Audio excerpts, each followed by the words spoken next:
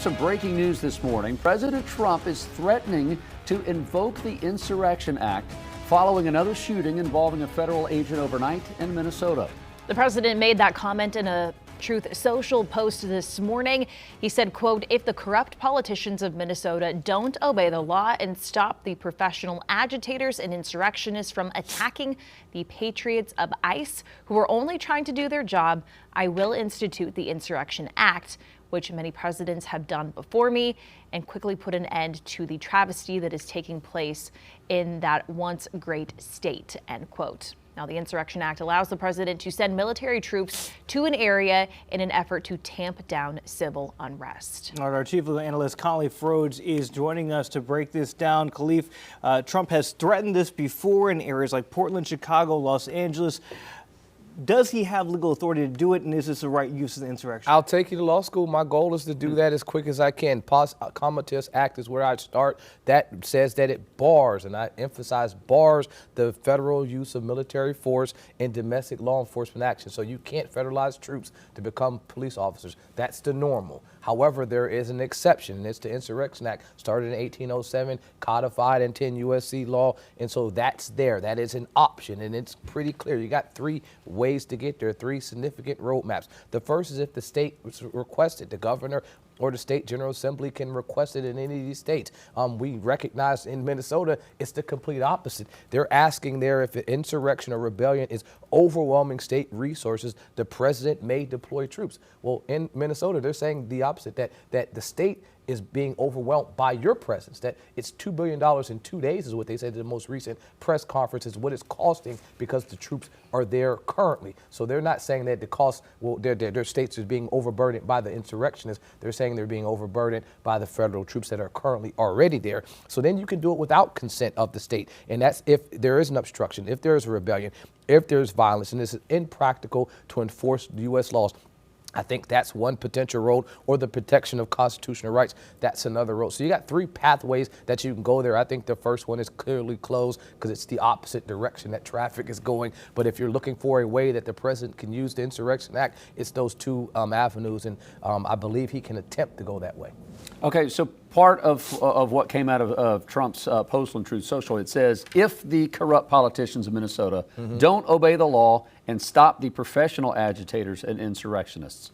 So the president is wanting them to stop the protesters, I guess, if you will, the professional agitators. What does that look like logistically? Well, I think it's kind of close like poker. He's saying, look, I call, and either you're going to call and do exactly what I'm asking you to do, or you're going to fold and I'll walk in and do it my own self. And I think that's what he's asking the state to do. He's saying, I recognize, I believe, we suggest that there are a number of things happening that is making it hard for our troops that are on the ground, our ICE officers, I should say, that are on the ground to do their job. And because they can't do their job, we need you to assist by, giving resources, by making it easier, by stopping protesters. And I shouldn't say protesters because, as he said, agitators, instigators, people that are not protesting. And that's what he's asking them to stop. I think there's going to be a conflict by trying to do it that way. So I don't think that will be successful. The option now will be option 2 or 3 by the state of saying we're rejecting your request and then him coming in there anyway. Is there a precedent where this has been used before? Oh, yeah. I mean, there's clear precedent. I mean, he's already attempted to do this,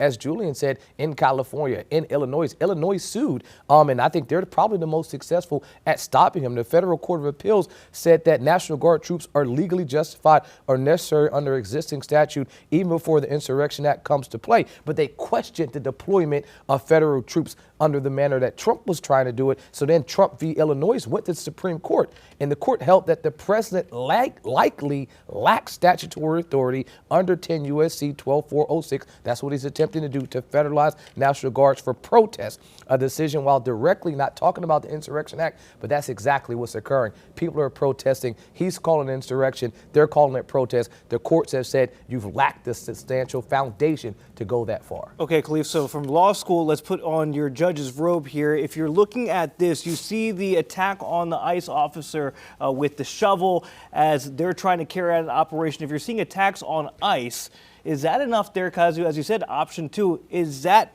to a commoner, does that seem like there's enough there to allow for the Insurrection Act? I think the easiest way is looking at court precedent. If I'm a judge and I'm reviewing a case that's in front of me, I just got to go look at what other cases have talked about this and say they'll give me guidance. The Supreme Court's the best place to look for guidance. They've already said you've lacked authority to do this. And so in California, in Chicago, they were already having incidents where ICE officers were being attacked, were having some type of pushback from members of the public. I believe an insurrection is something greater. And I think that's what the court is saying, that it's not just these one-off scenarios where individuals are, having one-on-ones with ICE officers, but it's some mounted, concerted effort to stop the operations there. I believe that's what an insurrection is. And that's why the court, the Supreme Court said that the president lacked the statutory authority to do that because it hadn't risen to that level. It's not clearly defined. It's not a white, bright line that somebody has crossed, but the court, what was happening in Chicago is happening now in Minnesota. What was happening in California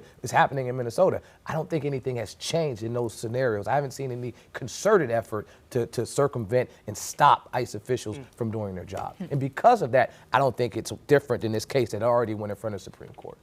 All right, Khalif, thank you very much. Appreciate that. Queen City News Plus. Just search Queen City News on your smart TV's app store.